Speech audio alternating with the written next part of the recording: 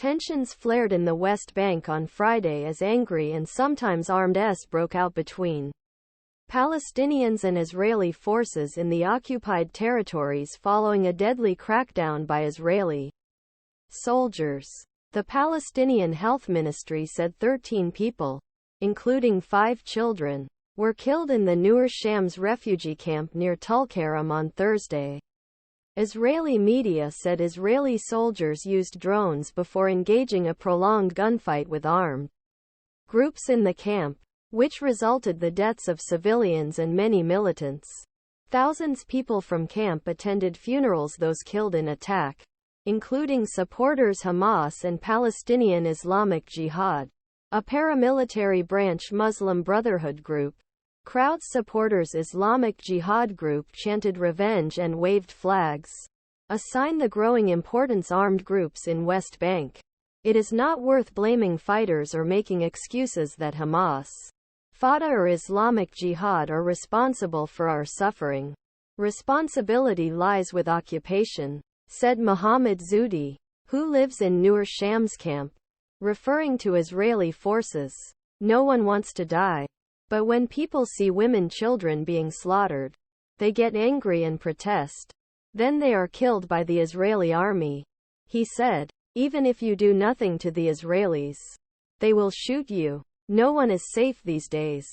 Ahmed, a 21-year-old Palestinian Islamic Jihad member who participated in the protests, claimed that one Israeli soldier was killed and others were injured in the raid. Israeli soldiers take out their emotions on women and children. He said, if they can't get into the camp in Nur Shams, I don't know how they can plan a ground war in Gaza. The Israeli army confirmed that reserve sergeant from the Israeli border police was killed in a raid that lasted more than 24 hours and involved plane.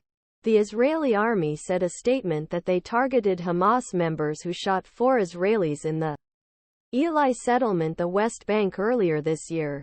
He added that Israeli forces arrested more than 60 terror suspects in overnight raids in the West Bank and Jordan Valley. Friday's followed calls by Hamas for a day of rage West Bank. Amid growing anger the Middle East following Israel's offensive Gaza and particular explosion at Al-Ahli hospital, which reportedly killed hundreds of people, while Palestinians held Israeli forces responsible for attack.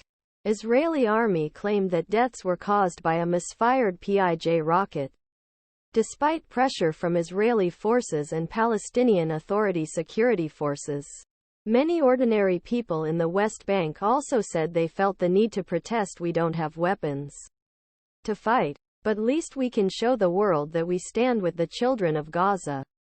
Nasser Saeed from Jalazone refugee camp said at a protest a checkpoint near Ramallah earlier this week. A funeral ceremony was held in Tulkarem for 13 Palestinians killed in the Israeli attack.